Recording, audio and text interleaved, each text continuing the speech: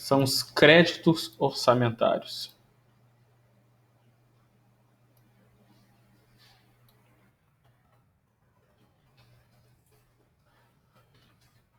Aqui a questão é o seguinte, pessoal. Quando da elaboração de um orçamento, você já deve imaginar que é muito difícil, né, do gestor público, presidente, né, que envia lá o orçamento, o prefeito, ou de qualquer outro, né, que não vai acertar o orçamento na vírgula. Então, ele é uma mera estimativa, né? É uma imagem, né? Ele imagina, a arrecadação está crescendo, então né, vai crescendo X%. Então, teoricamente, as minhas receitas vão crescer X%. Né? Foi dado um aumento ao servidor público. Teoricamente, esse aumento vai gerar um impacto, né, nas despesas de X%. Então, são feitos alguns cálculos, né, aí, os contadores, lá, os economistas, para fazer essa previsão. Então, o orçamento não deixa de ser uma previsão legal, mas é uma previsão, né, do que vai ser gasto e do que vai entrar como receita. Então, o administrador público, ele fixa um montante que pode, né, sofrer variações, ou seja, durante a execução do orçamento, pode ocorrer situações em que os valores previamente, né, pensados, previstos na lei orçamentária, não sejam suficientes para a realização dos gastos.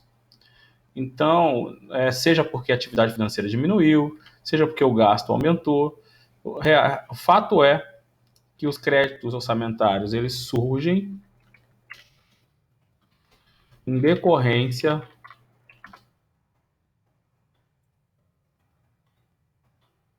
da incompatibilização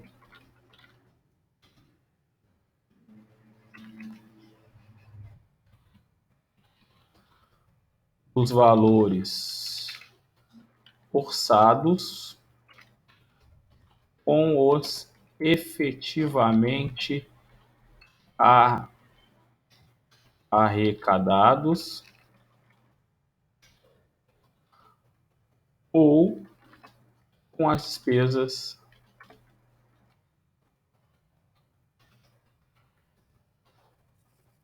reais.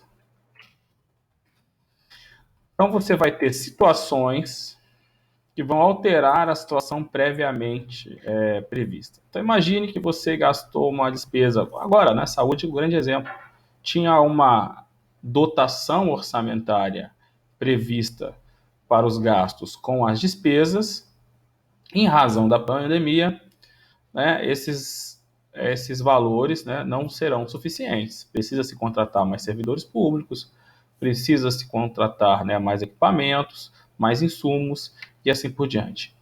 O que se faz, né? O que se pode fazer? Pode-se editar créditos adicionais, né? Então, créditos adicionais. Então, créditos adicionais, né, vão surgir para isso, né, para fazer frente a essas despesas aí novas. A gente vai lá novamente na Lei 4.320 de 64,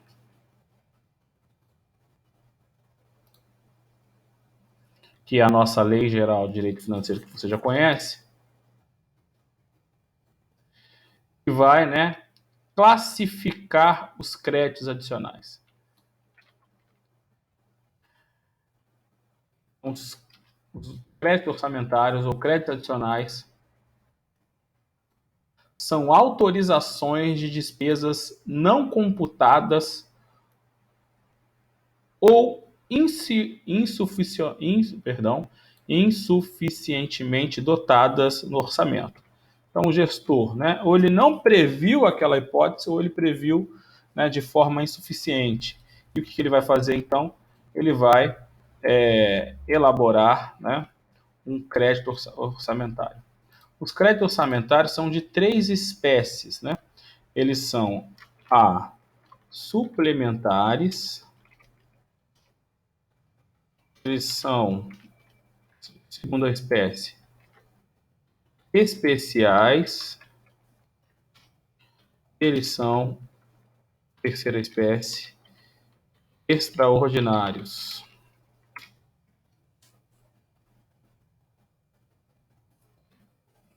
Ok? Artigo 41 da Lei 4.320 de 64. Os créditos suplementares, né? O nome é bem sugestivo.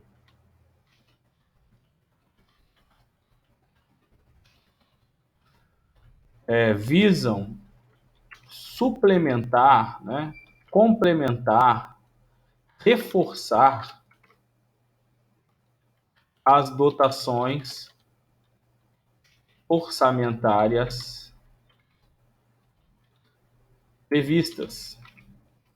Então, tínhamos um orçamento de 5 bilhões para a saúde e viu-se que esse orçamento não ia ser suficiente. Enviou-se uma lei ao Congresso com o objetivo de aumentar esse crédito, suplementar esse crédito, reforçar esse crédito. Ok? Os créditos suplementares, né, eles vão aumentar um percentual já previamente previsto. Importante, os créditos suplementares são autorizados por lei.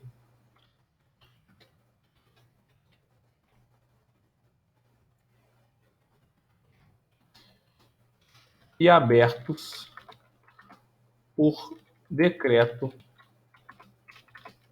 do Executivo.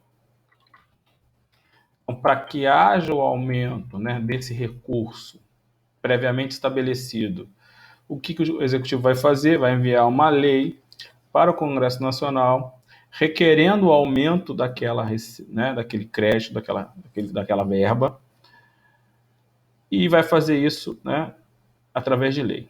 Uma vez a lei aprovada, ele vai ter que baixar um decreto, né, para efetivamente abrir o crédito. Tem que haver a indicação dos recursos, então esse dinheiro vai sair da onde? E é uma medida excepcional. Então eu vou tirar de outra pasta, eu vou, né, aumentar aqui um tributo, então preciso indicar a origem dos recursos.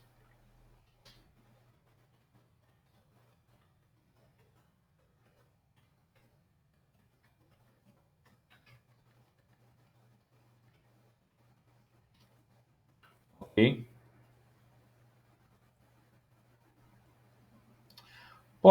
Isso pode ser feito, por exemplo, que houve um superávit financeiro. Então, eu identifiquei que a minha receita foi maior do que eu imaginava e, portanto, está sobrando dinheiro.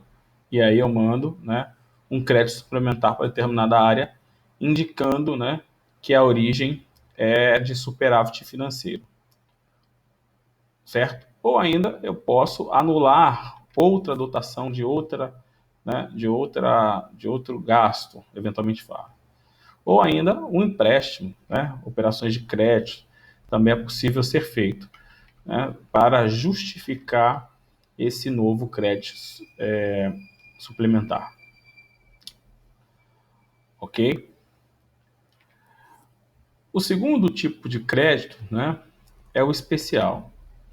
O especial e o extraordinário, eles são parecidos, no sentido de que eles vão abrir um crédito, né, novo, abrir um crédito novo, que você não tinha, né, previsão previamente estabelecida.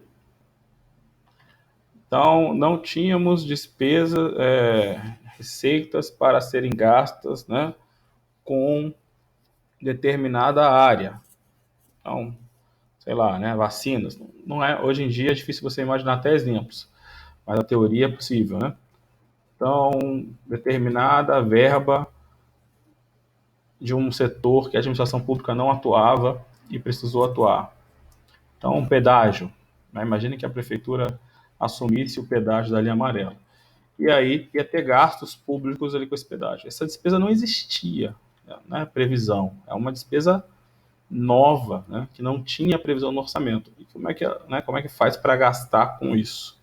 Vai ser enviado, né, um projeto de lei também de um crédito especial.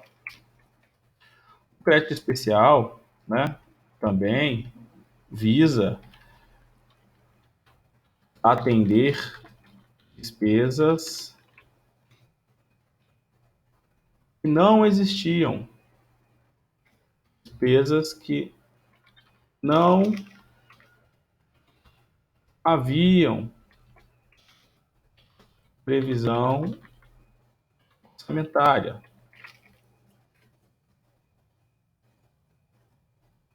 ok?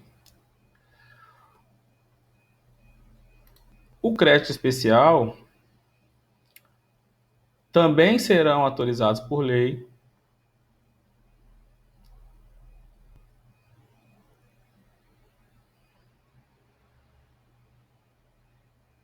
ok? E abertos por decreto.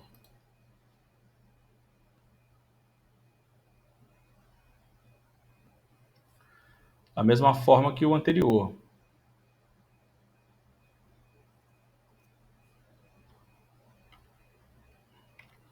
Também tem que comprovar a origem dos recursos.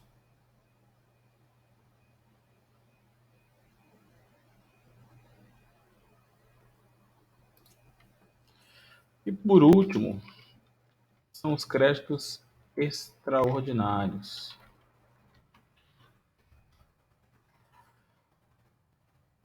Os créditos extraordinários, da mesma forma que os especiais, são previstos por uma situação, né, não prevista em lei. Só que é uma situação específica.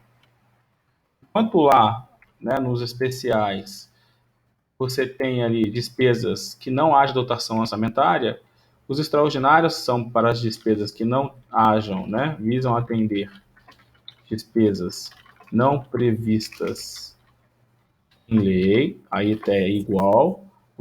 Qual a diferença, né? Urgentes, decorrentes de... A lei fala urgentes e imprevisíveis, vou colocar do jeito que está na lei. Urgentes e imprevisíveis.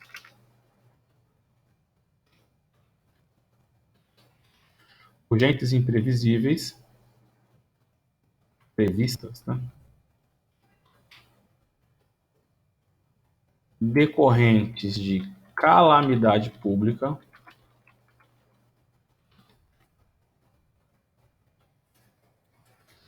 comoção interna, a lei fala intestino, né? Mas é a mesma coisa.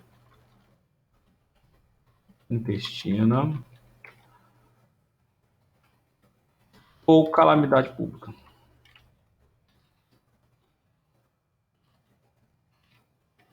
Então é uma situação mais específica, né, de não prevista em lei.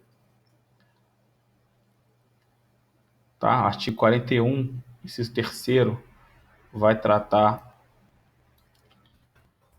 dessa hipótese. Artigo é o 41, o item é o 3º. Ok?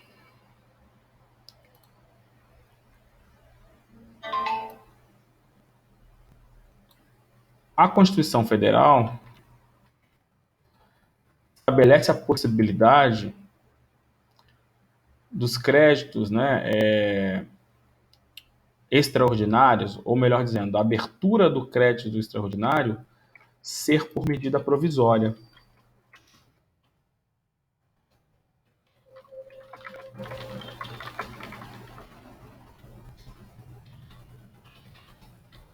É por medida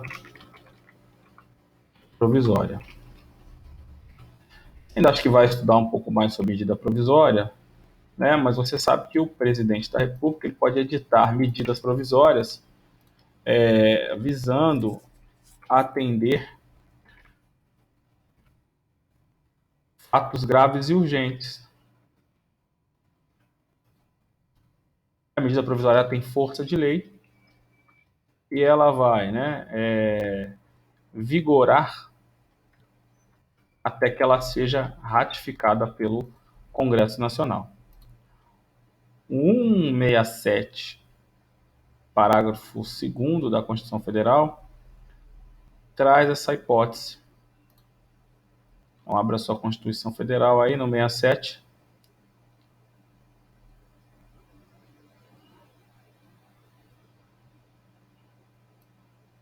E parágrafo 3º da CF. Aí tem duas disposições aqui que são importantes para concurso. Parágrafo 2º. Créditos especiais e extraordinários, ou seja, então vale para os dois, para esse e para o anterior falado, terão vigência no exercício financeiro em que forem autorizados. Então, foi autorizado para esse ano, vai vigorar para esse ano, essa é a regra, salvo se o ato de autorização for promulgado nos últimos 4 meses daquele exercício. Então, se está no final do ano, aí sim pode ser reaberto no ano seguinte para os limites, né, até então previstos. Aí, né, daquele exercício, caso em que reaberto nos limites do seu saldo. Então, tinha 5 milhões, gastei 2, reabro para gastar mais 3, por exemplo. Serão incorporados no orçamento do exercício seguinte. Terceiro, que é o que a gente estava falando, a abertura de crédito extraordinário somente será admitida para atender despesas imprevisíveis e urgentes, como os decorrentes de guerra, comoção interna ou calamidade pública, observado o disposto no artigo 62. Para quem não se recorda, né, o 62 vai tratar da medida provisória. Então, se a gente voltar lá para o 62, está dentro do capítulo, né, das leis, e permite-se ao presidente da República, para os casos de relevância e urgência, adotar medidas provisórias com força de lei, devendo submetê-las ao Congresso Nacional. Então, né, permite-se ao presidente da República fazer uma norma, ainda que provisória, para poder, né, suprir uma necessidade legal. Como regra geral, a legislação orçamentária é por lei, né, lei em sentido estrito, né, lei mesmo, a única exceção que a gente tem é a adoção de uma medida provisória que ainda assim tem força de lei para os casos de crédito extraordinário. Tá?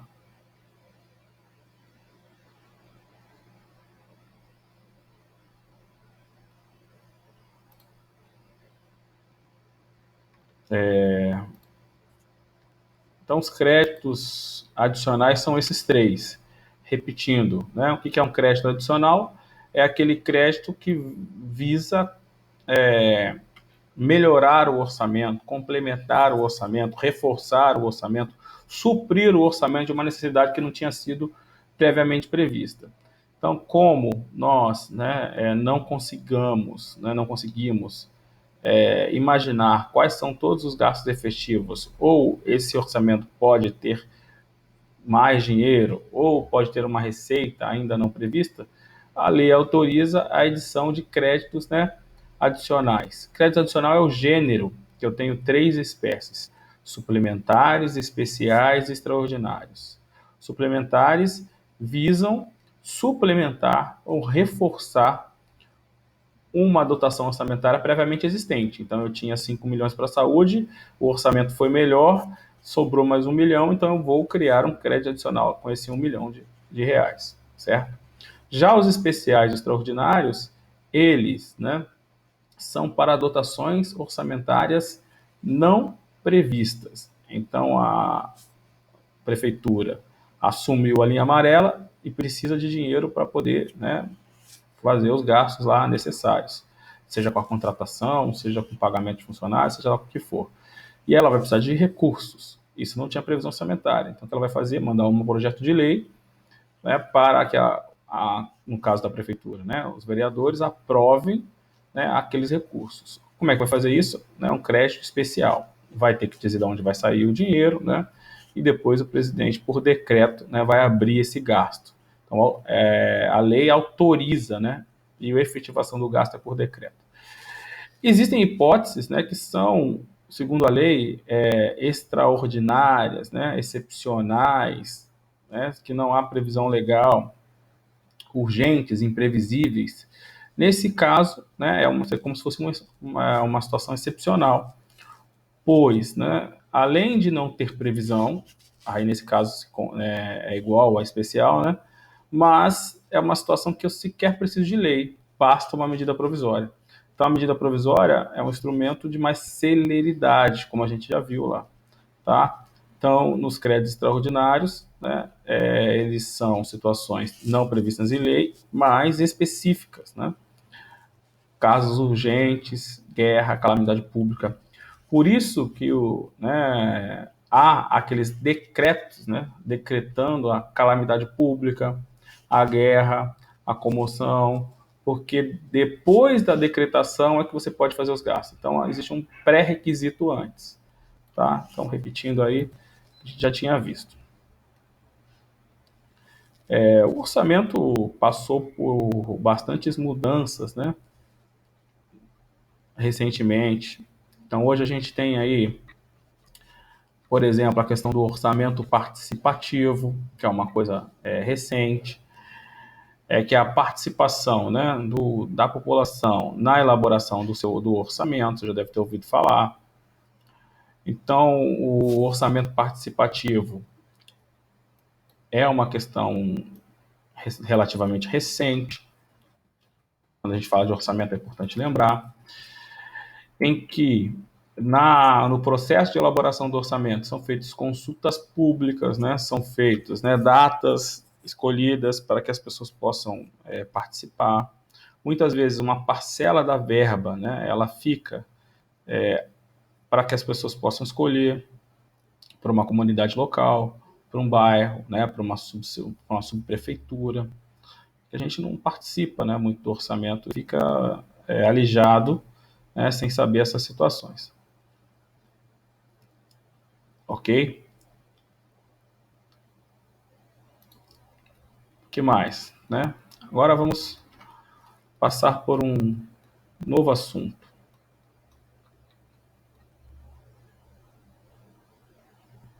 Orçamento impositivo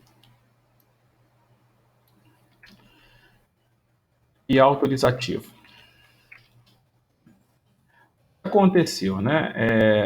Antigamente você tinha uma questão muito complexa, que era o seguinte: o orçamento ele era imposto, ou seja, o chefe do Poder Executivo ele tinha que cumprir aquele orçamento ou não. Vou te dar um exemplo para ficar mais fácil. Lembra das emendas parlamentares, né, que os parlamentares faziam? Destinar aqui uma parcela de tanto por cento para educação, para a saúde. Só que essas emendas, elas eram apenas, né, dependiam da autorização do Poder Executivo. Então, quem dizia qual era o momento que aquele recurso, né, é proveniente de determinada bancada parlamentar ou de determinado deputado ia ser gasto, era o chefe do executivo. Isso deu muito problema, né, no sentido de que foi feito, né, foram feitas alterações na lei orçamentária, no sentido de que agora não pode mais fazer isso. Você tem um corte linear do orçamento. Então, se ele vai cortar da de todo mundo, não só da emenda A, da emenda B, né, da emenda X. Aí a gente diz que esse orçamento passa a ser positivo, porque ele tem que cumprir todas aquelas regras e os cortes têm que ser lineares e não mais na emenda X, na emenda Y. Isso é o que a gente chama, né, de orçamento impositivo. O orçamento impositivo, ele surgiu, né, com a emenda constitucional de 86, de 2015,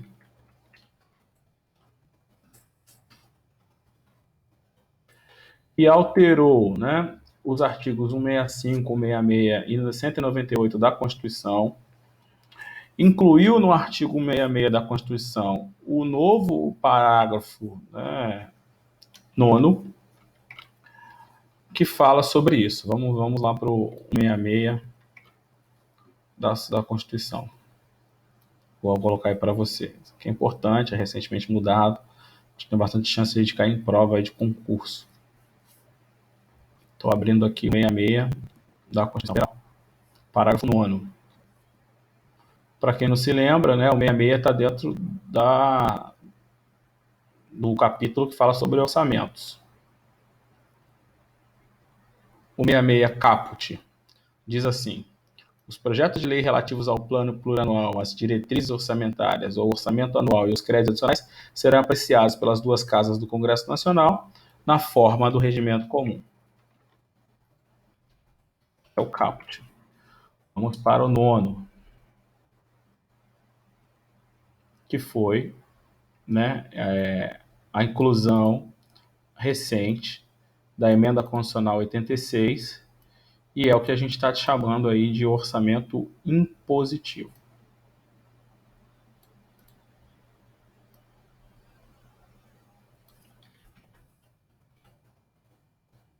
Colocando aí para você.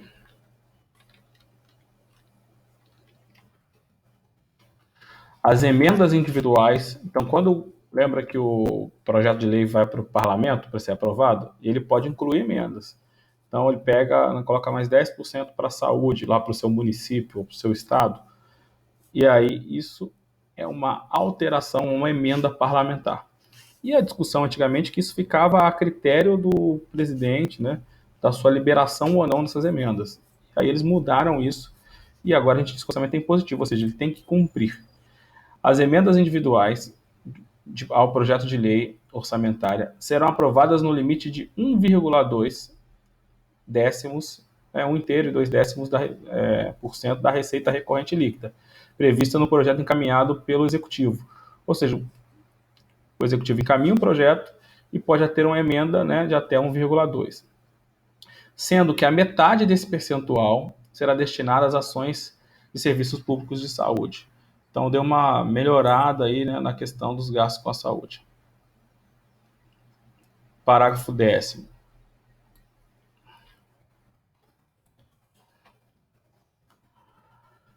A execução do montante destinado às ações e serviços públicos e saúde, prevista no parágrafo novo, inclusive custeio, será computada para fins de cumprimento do artigo inciso 1, parágrafo 2º de 198. Isso a gente viu, né, aqueles gastos obrigatórios com saúde. Vedada a destinação de pagamento de pessoal e encargos sociais. É obrigatória, aqui que vem a questão da obrigatoriedade, portanto, ser um orçamento impositivo. É obrigatória a execução orçamentária e financeira das programações que se refere ao parágrafo 9º, ou seja, das emendas parlamentares, em um montante correspondente a 1 inteiro e 2 décimos, da mesma forma que está no 9º, conforme os critérios para a execução equitativa da programação definida na lei complementar que prevê o artigo 65. Lei complementar do artigo 65 ainda não existe, né? Já vimos que ainda é uma lei que ainda vai ser criada.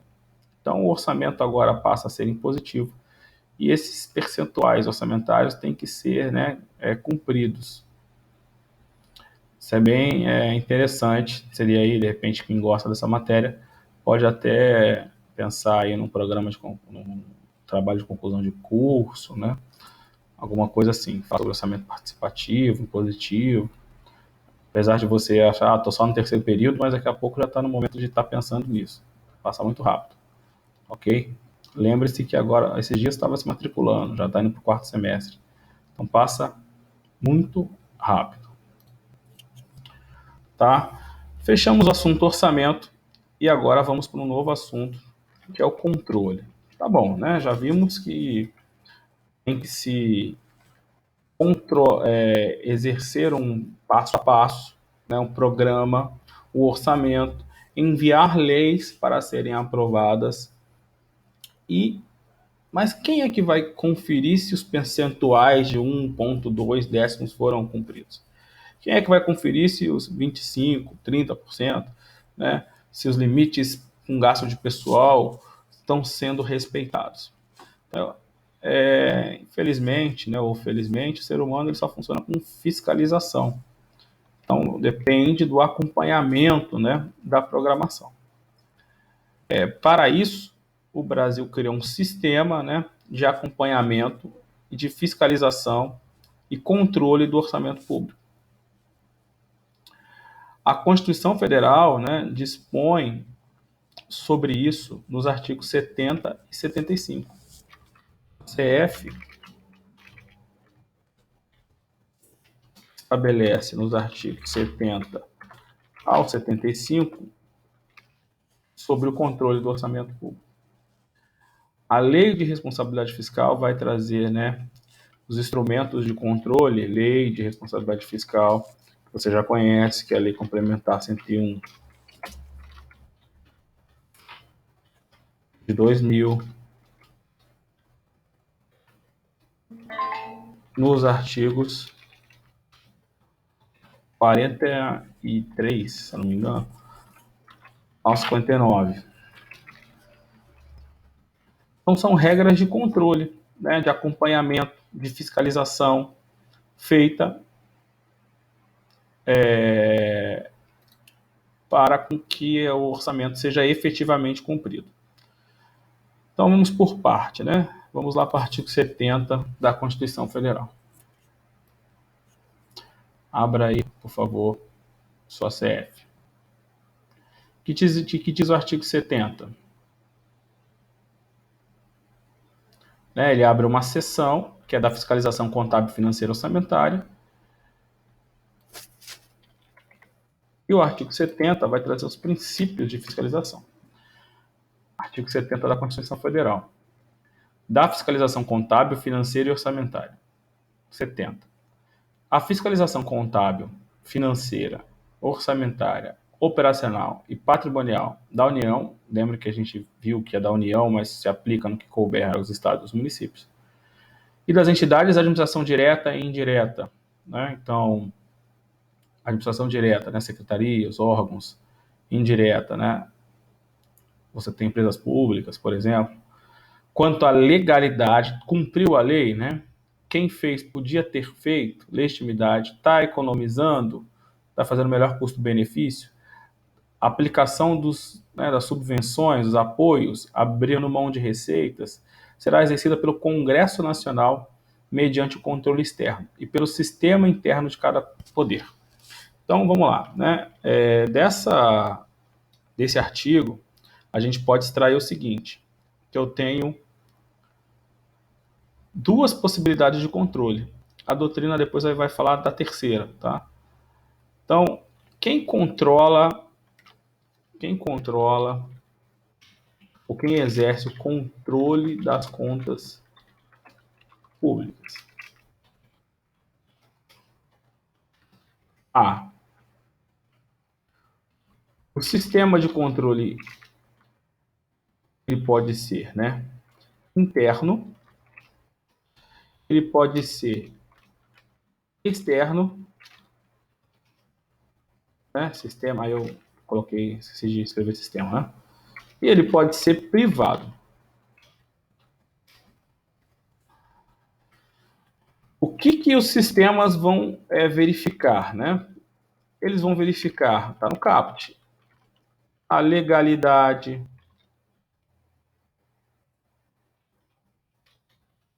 daquela, né, daquele ato. Então, por exemplo, a observância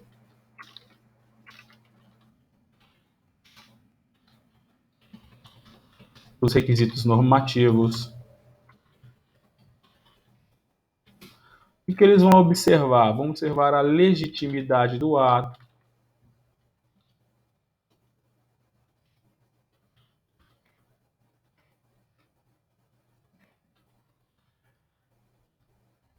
a eficiência do gasto, a economicidade,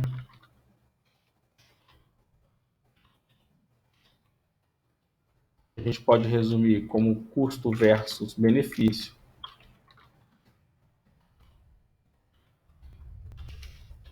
Entre outras coisas, né? Tá dando uma subvenção aqui de 5%. É isso que está na lei? Tem que confirmar, né? Aí poderia incluir dentro de legalidade. Estou dando aqui, né, abrindo mão de uma renúncia. Tem previsão legal? Tem coisa que você pode incluir aqui dentro de legalidade. Quem é que vai fazer isso? Os sistemas interno, externo e privado de controle.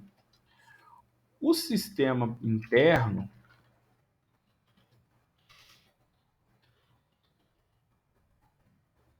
como disse ali a própria Constituição, são os sistemas criados pelos próprios entes.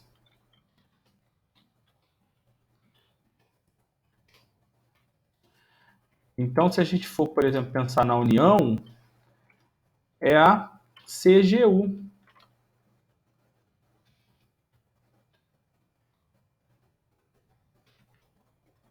CGU.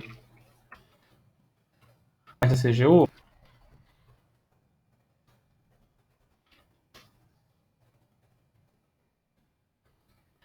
a Controladoria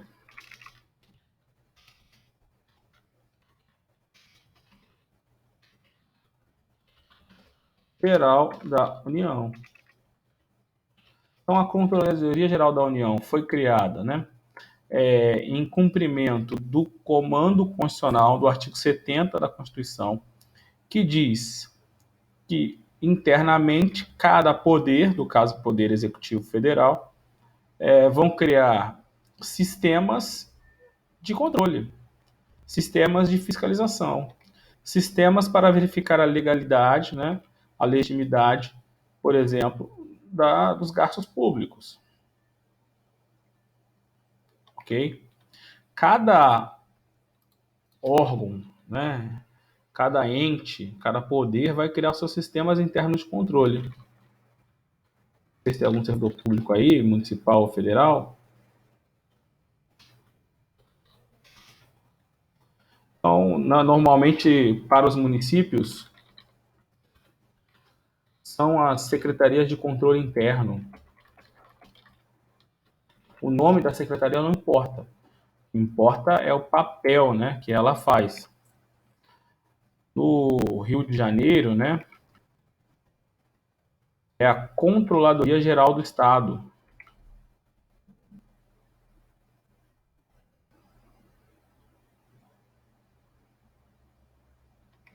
Então, cada ente vai ter um sistema interno de controle para verificar a legalidade, a legitimidade, os gastos, né, dos entes públicos. No caso da União Federal, né, o artigo 74 vai trazer ainda mais informações para a gente.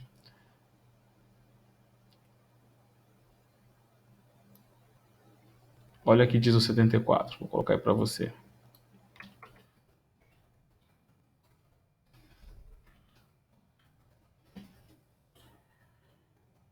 Os poderes legislativo, executivo e judiciário manterão em forma integrada os sistemas de controle interno com a finalidade de avaliar o cumprimento das metas previstas no plano plurianual, a execução dos programas de governo e dos orçamentos, comprovar a legalidade e avaliar os resultados quanto à eficácia e à eficiência da gestão orçamentária, financeira e patrimonial dos órgãos e das entidades de administração federal, bem como a aplicação dos recursos públicos e entidades, né, de direito privado.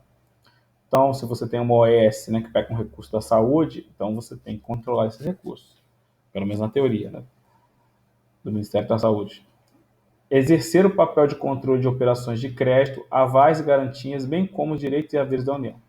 Ok? Então, você tem aí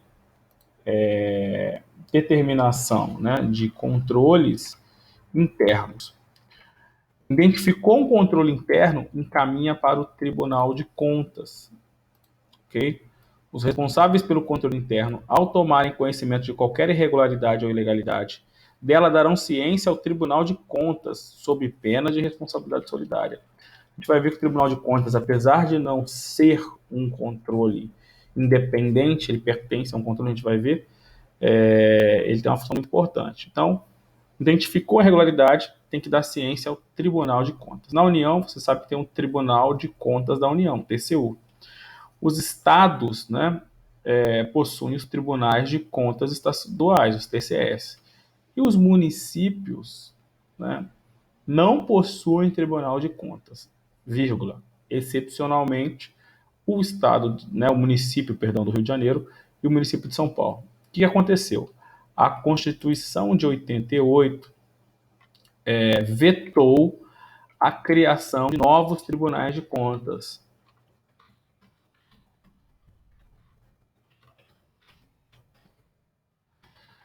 Mas manteve, manteve os tribunais de contas até então existentes. Em 88, únicos tribunais de contas que existiam era o Tribunal de Contas da cidade, né, do município do Rio de Janeiro, e o Tribunal de Contas do município de São Paulo. Então, por isso que a gente tem o TCU, né, municipal de São Paulo, e o TCU municipal do Rio de Janeiro. Só que isso acabou, pois a Constituição de 88, né, ao tratar dos municípios, mudou esse sistema. Né? Ou seja, para o município do Vitória, no Espírito Santo, ele vai ser controlado pelo Tribunal de Contas Estadual. Tá? Isso é importante, cai bastante em prova, aí, concurso, fica ligado. Tá? Então, tribunais de contas municipais, só aqueles existentes, né, até a data da Constituição de 88. Por isso que a gente tem o Tribunal de Contas do município do Rio e do município de São Paulo. O artigo 30, que trata dos municípios, estabelece isso expressamente no parágrafo 4º. É vedada a criação de tribunais, conselhos ou órgãos de contas municipais, certo? Mas não extinguiu-se que até então já existiam. E aí a gente tem aí tribunais de contas do município de São Paulo e do Rio. Apenas, né? Apenas e tão somente. Vamos voltar então para os sistemas de controle. A gente está dizendo para você que para controlar os gastos públicos, a Constituição estabeleceu também um sistema de controle. Esse sistema de controle é interno, exercido pelos seus próprios poderes, que vão, segundo a Constituição, criar os seus órgãos internos de controle. Então, por exemplo, a União, né? Na União, no Poder Executivo, eu tenho a CGU, que é a Secretaria de Controle, né, da União. No Estado, eu tenho a Secretaria de Controle, né, estadual, e assim por diante. Cada controle, né, cada poder vai criar os seus sistemas internos de controle. Se identificar, né, irregularidades, além de fazer as medidas cabíveis, né, segundo a lei local, também vai ter que informar o Tribunal de Contas. Esse sistema de controle interno. Além do sistema de controle interno, a gente tem os sistemas de controle externo, ou seja, outro órgão fiscalizando, outro poder fiscalizando. Sistema de controle externo. Pensando aqui no desenho, né, da Constituição Federal, o sistema do controle externo é exercido pelo Poder Legislativo.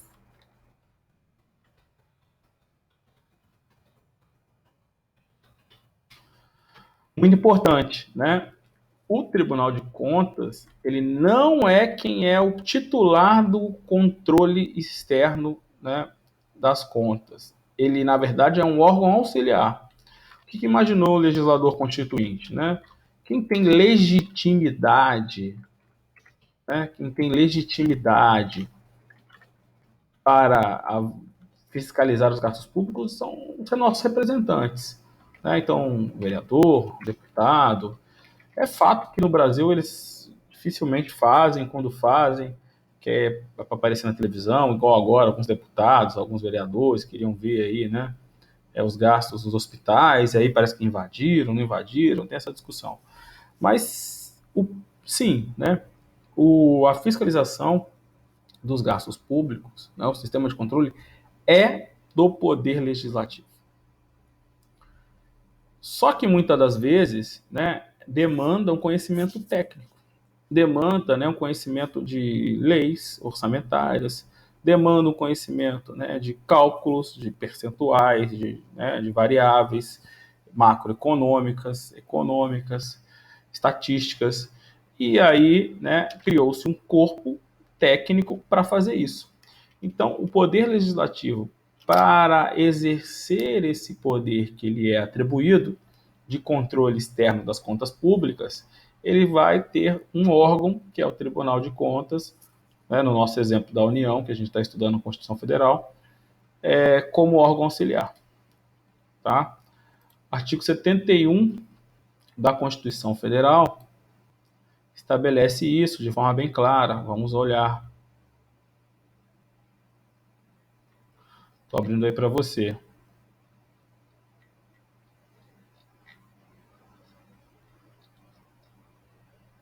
Só um minutinho.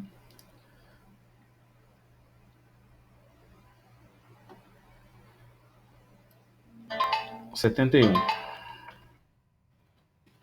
O controle externo a cargo do Congresso Nacional, né, Poder Legislativo, né, no caso da União, Congresso Nacional, mas estados, Poder Legislativo local, município, Poder Legislativo local, será exercido com auxílio do Tribunal de Contas. Então, muito cuidado, né? Que pese o Tribunal de Contas seja importante, não estou aqui colocando isso em questão, mas para prova, né, o Tribunal de Contas é um mero auxiliar do Congresso Nacional, né? O Tribunal de Contas da União, no caso. E os tribunais de contas estaduais são meros auxiliares para os poderes legislativos estaduais, né? Para fins de prova, é isso, literalidade da lei. A gente, ao estudar o Tribunal de Contas, vê que tem autores que defendem, né, que eles não são simplesmente meros auxiliares, têm uma importância maior, tem ministros, tem cargos, né, que têm duração, mandato, não podem ser removidos, existem obrigações de cumprir, né, quando a lei, quando encontrar irregularidade, então tenta alçar, né, ou dar mais valor a esse Tribunal de Contas. E eu até entendo, concordo que sim. Mas por uma prova de primeira fase de OAB, por exemplo, de concurso, que o cara quer saber a literalidade do artigo, e um dos artigos que mais cai, né, a respeito do Tribunal de Contas são esses, 70, 71, está lá como mero auxiliar. Tá? Então, muito cuidado, né? Qual é o objeto da prova, se é esse artigo ou se é um outro objeto, e aí você tem que tomar cuidado como é que você vai ver essa resposta, tá? O que o Tribunal de Contas faz, né, como auxiliar do Congresso Nacional? Muitas coisas. Tem vários incisos aí. É importante você estar fazendo questões para ver quais são os mais cobrados, mas eu vou destacar para você alguns. Apreciar as contas prestadas anualmente pelo presidente da República, mediante parecer prévio, que deverá ser elaborado em 60 dias a contar de recebimento. Foi inclusive o que aconteceu essa semana, né? Houve um parecer do Tribunal de Contas da União sobre as contas do presidente Jair Bolsonaro do ano eleitoral, e foi aprovado com ressalvas. Então, ele vai dar um parecer, ó, estão de acordo ou não está de acordo? Está de acordo com a ressalva XYZ. Cuidado, quem julga não é Tribunal de Contas em relação às contas do presidente da República. Quem julga as contas do presidente da República não é o Tribunal de Contas. Ao contrário das outras contas, né, dos outros gastos de outros entes da administração pública que não seja o presidente da República, que o julgamento ele é feito também pelo Tribunal de Contas. Então, o Tribunal de Contas ele vai apreciar e vai julgar. No caso do presidente da República, o Tribunal de Contas só aprecia, né? Só dá parecer. Tá?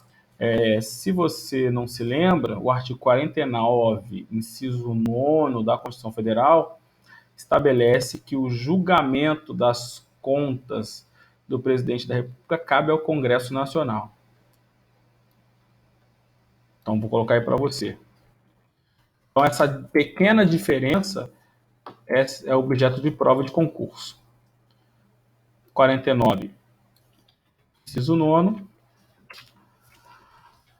julgar anualmente as contas prestadas pelo presidente da República. certo? Então, as contas do presidente da República é o julgamento da competência do Congresso Nacional. O Tribunal de Contas apenas faz um parecer, um relatório sobre isso. Diferente, né, das contas do presidente da Caixa Econômica Federal, por exemplo, certo? De outro ente público qualquer que use dinheiro público. E aí o julgamento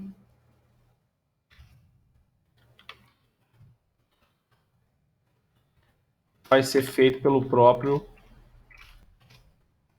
Tribunal de Contas, tá? Então isso é importante.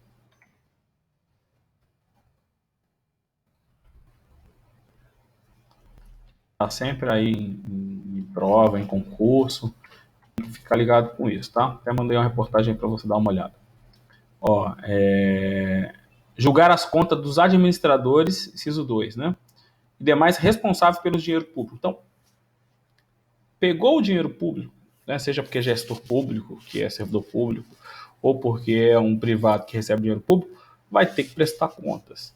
Isso é feito ao Tribunal de Contas, que vai avaliar e julgar bens e valores da administração pública direta e indireta, incluindo as fundações e sociedades instituídas e mantidas pelo poder público, e as contas daqueles que deram causa à perda, extravio ou outra irregularidade que resulte a prejuízo ao erário público. 3. Apreciar para fins de legalidade a legitimidade dos atos de admissão a qualquer título na administração pública, direta e indireta, incluindo as fundações instituídas e mantidas pelo poder público. Então, se você for nomeado, né, para um cargo público, em razão de um concurso público, quem vai avaliar o seu processo de registro é o Tribunal de Contas, excetuado o cargo de comissão. 4. Realizar por iniciativa própria da Câmara dos Deputados, do Senado Federal e de comissão técnica ou de inquérito, inspeção ou auditorias de natureza contábil, financeira, orçamentária e operacional e patrimonial nas unidades administrativas do Poder Legislativo, Executivo e Judiciário. Então, pode ter as chamadas tomadas de conta. Então, além da verificação anual, ele pode, né, ou denunciou-se que teve uma irregularidade em um determinado contrato, ele vai lá e faz as tomadas de contas, né, especiais, tá? 5. Fiscalizar as contas nacionais das empresas supranacionais de capital social, né, da União. Então, a União não é sócia do Paraguai na Itaipu Binacional? Conhece essa história, né? Quem é que vai olhar, né, aqueles relatórios financeiros da Itaipu Binacional para avaliar se o dinheiro público está sendo bem gasto, né? Não está sendo desviado? Tribunal de Contas. 5. Fiscalizar a aplicação de qualquer recursos repassados pela União mediante convênio, acordo, ajuste ou outros instrumentos congêneres a estados, municípios e Distrito Federal. Então, a União repassa o dinheiro para o estado, repassa o dinheiro para o município, através de um acordo, de um contrato qualquer, também tem fiscalização, pelo menos na teoria, né? Prestar as informações solicitadas pelo Congresso Nacional por qualquer um de suas casas ou qualquer um das respectivas comissões sobre fiscalização contábil, financeira e orçamentária, operacional e patrimonial sobre os resultados das auditorias e inspeções realizadas. Aplicar aos responsáveis, em caso... isso aqui também cai bastante no concurso. Aplicar aos responsáveis, em caso de irregularidade, né, de ilegalidade, de despesas ou de irregularidade de contas, as sanções previstas em lei. Então, o Tribunal de Contas vai poder multar, por exemplo, mandar devolver o dinheiro, né? Isso é possível. Estabelecendo outras combinações, além de multa proporcional ao dano causado. Assim, tem um caso de um cliente que fiscalizou um contrato com uma OS dessas da vida aí que você deve falar, e teve lá uma multa milionária para todo mundo, inclusive para os gestores, porque o contrato não foi fiscalizado e sumiram com o dinheiro. Olha o problema, né? É muito difícil ser servidor público sério, porque se você ir para uma área de fiscalização de contrato, né, você vai ver muitas irregularidades e você, teoricamente, tem que apontá-las, sob pena de responder. E tem muita gente que acaba, né, não apontando e vai ser conivente. Ou pior, né, acaba aceitando de suborno para não apontar. Então, assim, não é fácil, pessoal, ser servidor público sério, mas, né, vocês já devem imaginar isso. Assinalar prazo para que os órgãos, as entidades adote providências necessárias para o cumprimento das exigências. Então, intima, né, ó, tem que fazer isso, tem que fazer aquilo, aumentar o prazo, tem que intimar, né, esse é o assinalar prazo. Sustar, né, no sentido de suspender, se não atendido a execução do ato impugnado. Né? Então, informa, não cumpriu, suspende o ato. E 6, representar o poder competente sobre irregularidades e abusos. Tá? Então, aqui são as competências do Tribunal de Contas. Antes de falar mais do Tribunal de Contas, né, vamos dar continuidade ainda ao poder externo. Né? O poder externo, como eu já disse, ele é exercido pelo Poder Legislativo com auxílio do Tribunal de Contas, ou ele também é exercido diretamente. Então, o poder externo, né? O sistema de controle externo, pode ser chamado dessa forma também. Acho que foi como eu estou usando, né? Sistema de controle externo será exercido pelo Poder Legislativo, no caso da União, Congresso Nacional, já vimos isso.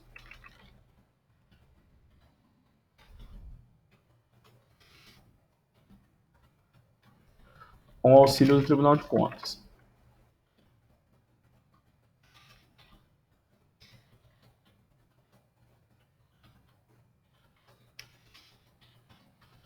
No caso da União, Tribunal de Contas da União.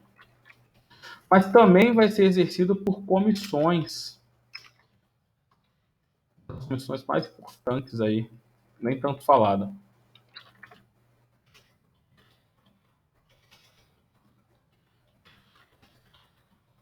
Comissões permanentes de contas, né?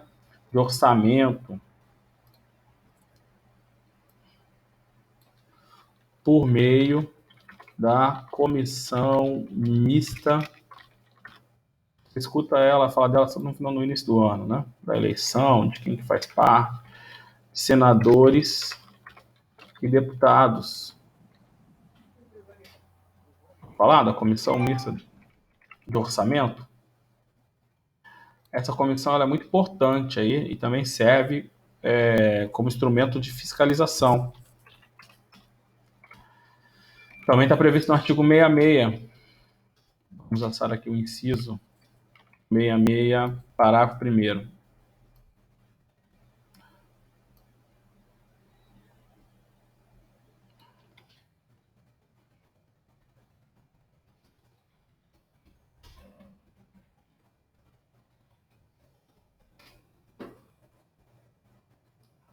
Os projetos de lei relativos ao plano plurianual, às diretrizes orçamentárias e ao orçamento anual e os créditos adicionais serão apreciados pelas duas casas do Congresso Nacional na forma do regimento comum. Caberá a uma comissão mista permanente de senadores e deputados: 1. Examinar e emitir parecer sobre os projetos de lei referidos nesse artigo. Então, quando você manda, né, o presidente da República manda a LOA, né, manda a LDO ou manda o PPA, essa comissão vai examinar e elaborar um projeto. Estou de acordo, não estou de acordo, tem que mudar aqui, tem que mudar ali, não é isso? E também sobre as contas. Tá? E aí, aprova, não aprova? 2. Examinar e emitir parecer sobre os planos e programas nacionais, regionais e setoriais previstos nessa Constituição. Então, essas comissões vão emitir parecer prévio quando da emissão das leis orçamentárias e vão aprovar as contas, né? Ou seja, cumpriu as leis? Essa é a grande discussão. Cumpriu as leis? Se cumpriu, eles vão também avaliar. Se identificar que houve uma despesa, né, não autorizada, o que a comissão tem que fazer, né? Tem que, segundo a Constituição, tem que solicitar esclarecimentos.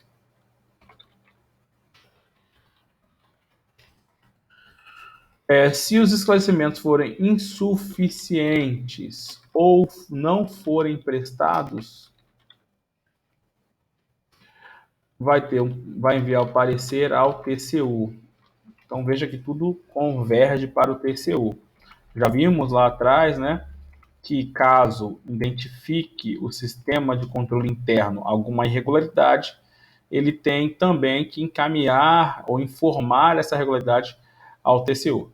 Aqui, caso, né, o Poder Legislativo, no exercício do sistema de controle externo, através da Comissão Mista de Senadores e Deputados, identifique uma despesa não autorizada, né, solicite esclarecimentos e esses esclarecimentos sejam insuficientes ou não apresentados, também deve-se, né, enviar ao TCU um parecer informando isso.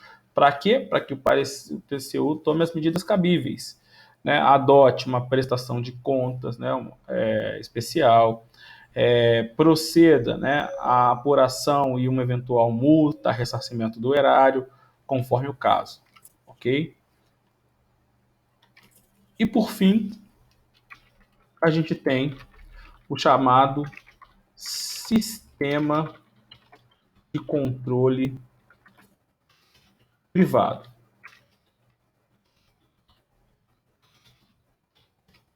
Então, o sistema de controle tem três modalidades: a modalidade interna, a modalidade externa e a modalidade privada. Privada é o particular, né?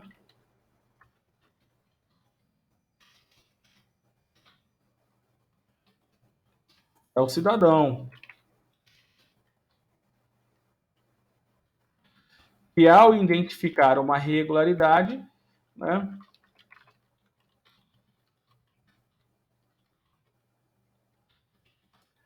pode, né, denunciar ao Tribunal de Contas, no caso da União, certo? A Constituição Federal também cria esse sistema de controle privado, está previsto lá no artigo 74, parágrafo 2º da Constituição Federal. Vou colocar aí para você na tela, como dizia o Datena. Lembra do Datena? Coloca na tela. 74. Os poderes legislativo, executivo e judiciário manterão na forma integrada o sistema de controle interno, já vimos isso, né? Parágrafo 2º do artigo 74.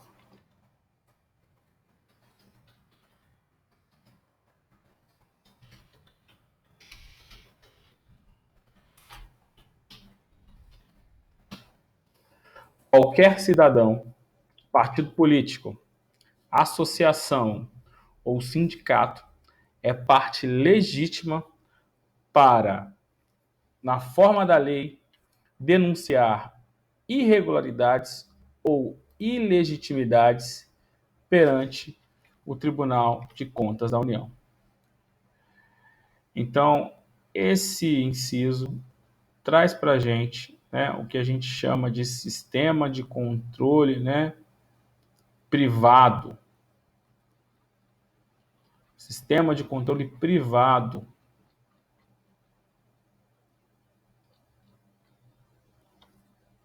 Ok? Também é bastante importante aí para vir de prova, para fim de concurso.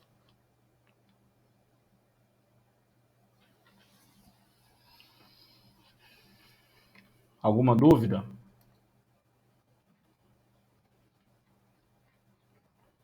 Continuando, né? Quando eu falo de sistemas de controle, eu tenho alguns princípios aí que devem ser adotados.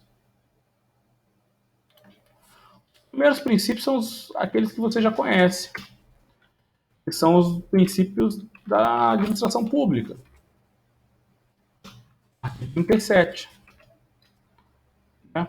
Se recorda deles?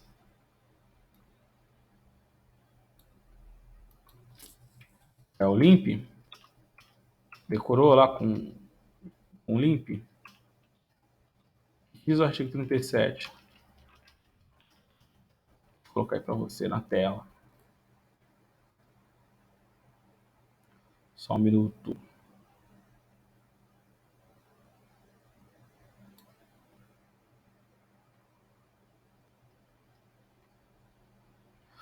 A administração pública, direta ou indireta, os poderes da União, né, ou qualquer poder da União, Estado, Distrito Federal, obedecerá aos princípios da legalidade, da impessoalidade, da moralidade, da publicidade e da eficiência,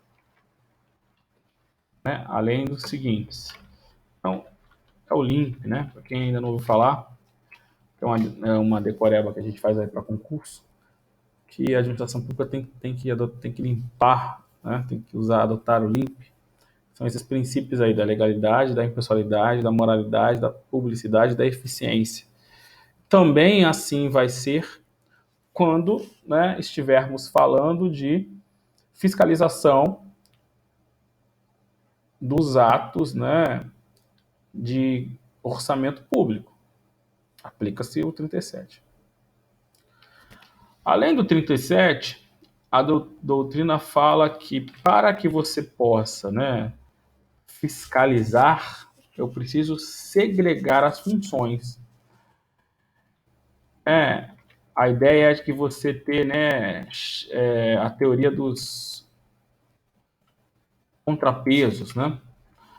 Então, não pode um servidor que faz o ato, ele mesmo fiscalizar o ato, certo? Então, eu preciso ter pessoas diferentes, órgãos diferentes, em funções diferentes,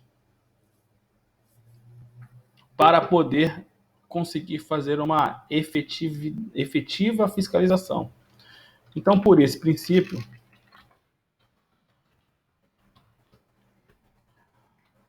para que uma fiscalização seja efetiva,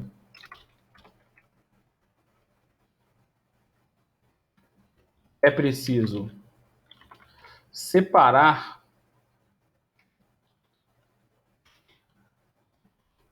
os atos, os servidores, as funções.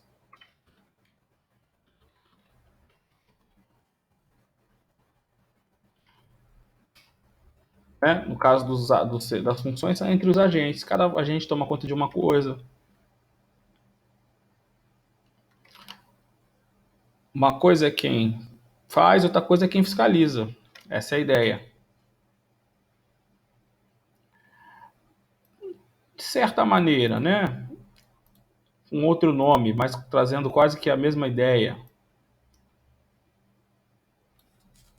É o chamado princípio da independência funcional. Aqui a gente tem a ideia de que o controlador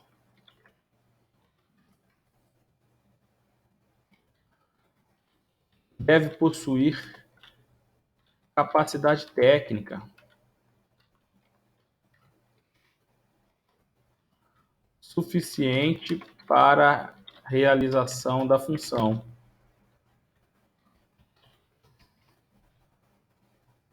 Então, se o órgão de fiscalização, né, assim o é, ele deve ter independência funcional, ele deve, né, ter formação, capacidade técnica, até para poder emitir o seu juízo de valor e convicção sobre, né, o ato ali fiscalizado. A doutrina também fala que quando da realização de uma fiscalização, né, deve-se observar o custo-benefício. Ou seja, recomenda-se que a fiscalização observe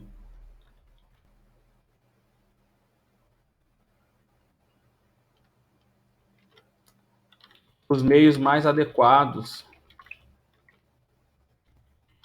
atue com razoabilidade e eficiência.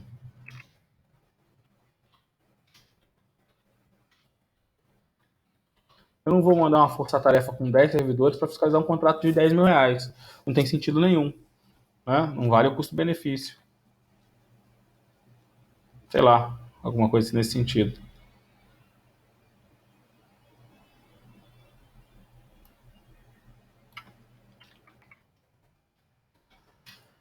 Próximo princípio, princípio da aderência às normas. De certo modo, né, assim, eu até coloco isso aqui porque a doutrina coloca, mas é meio que um princípio da legalidade observado no sistema de controle, certo? Obviamente que a administração pública, ao exercer a atividade de fiscalização, no exercício da atividade de fiscalização, deve ser observado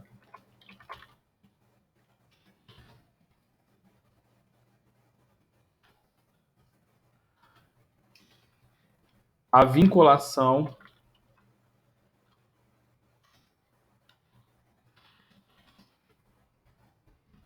dos atos da administração pública aos preceitos jurídicos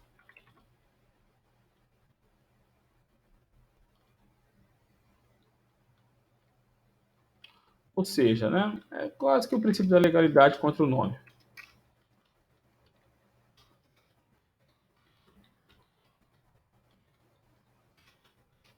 Comum, né?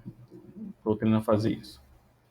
Então você tem que olhar, né, se o agente avaliado ele observou a lei, observou orientações, pareceres, instruções normativas, os usos e o costume daquele caso, tudo para poder pautar a sua atuação da melhor forma possível. E por fim, não menos importante, o princípio da oficialidade. O processo administrativo, inclusive o processo administrativo, né, de controle, ele é um processo que exige a oficialidade, que é oficial, né, que tem que seguir as regras. Então, ele apresenta, né, o processo fiscalizatório,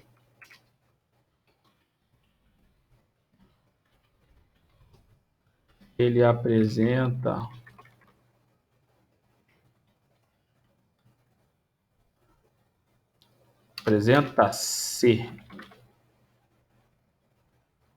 de forma formalmente, apresenta-se formalmente, né? Então, tem que abrir, dependendo do caso, com portaria, tem que ter despacho, não pode ser não oficial. Então tem que ser instaurado segundo a lei,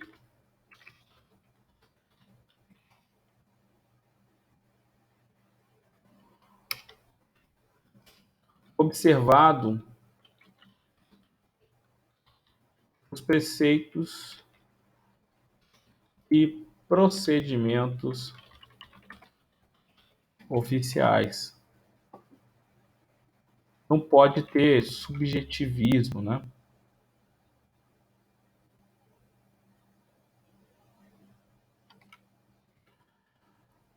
A gente já falou, quando a gente leu o artigo 70, a fiscalização ela vai ser, né? Ou ela vai focar na contabilidade, ou seja, vai ser uma fiscalização contábil.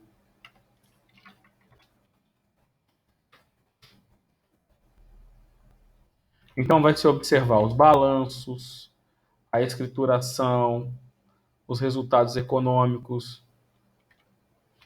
Então verifica-se os balanços, a escrituração, os resultados. Temos os percentuais de aumento, de diminuição que era previsto.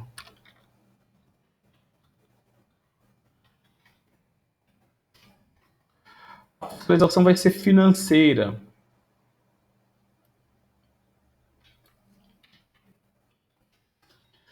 A fiscalização financeira verifica-se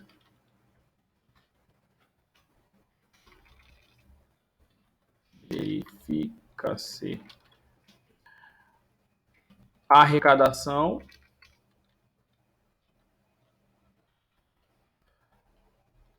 e a realização de despesas.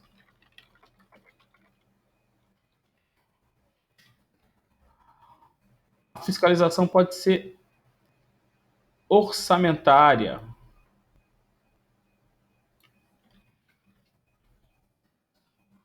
Uma classificação, tá, galera? Pode divergir de uma doutrina para outra. Aqui o objetivo é mensurar, né, medir a concretização dos orçamentos. O orçamento foi cumprido, não foi cumprido? Foi quantos por cento cumprido?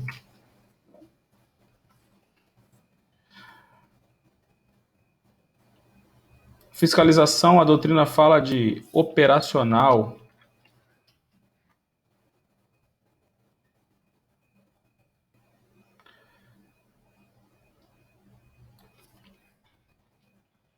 E é aquela que visa controlar as operações de crédito e despesas.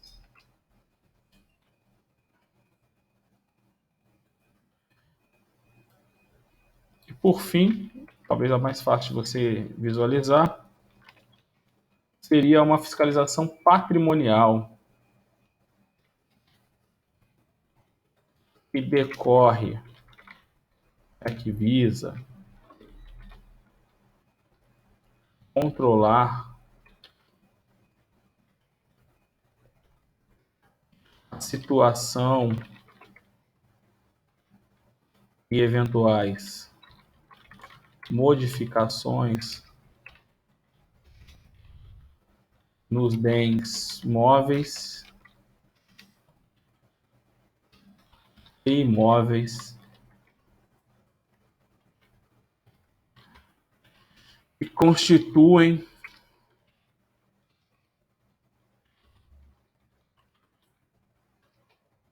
o patrimônio público. Difícil de fazer, né? O estado nosso é muito grande, então você já deve ter visto aí que se discutiu muito isso, né? Por exemplo, quantidade de bens imóveis pertencentes à União.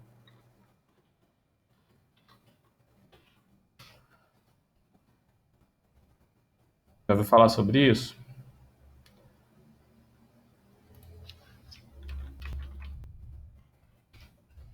Então, muito se discutiu, né? Há pouco tempo atrás, quantidade de bens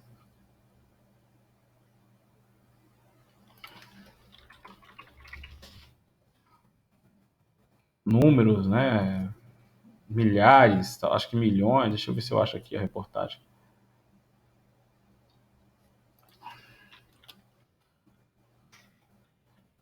De bens da União, são milhares, se eu não me engano, são 100 milhões de imóveis, uma coisa assim, loucura.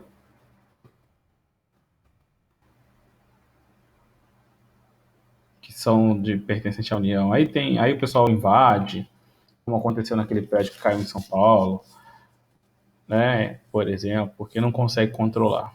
Mas na teoria existe a previsão para que isso não aconteça. Na teoria deveria haver fiscalização sobre isso, tá? A gente está aí praticamente finalizando o assunto. Só vai ficar faltando falar um pouquinho mais sobre o Tribunal de Contas na aula que vem. A gente termina a nossa matéria. Então, não vou avançar, porque senão a gente vai terminar a matéria hoje, não vai ter nada a falar semana que vem.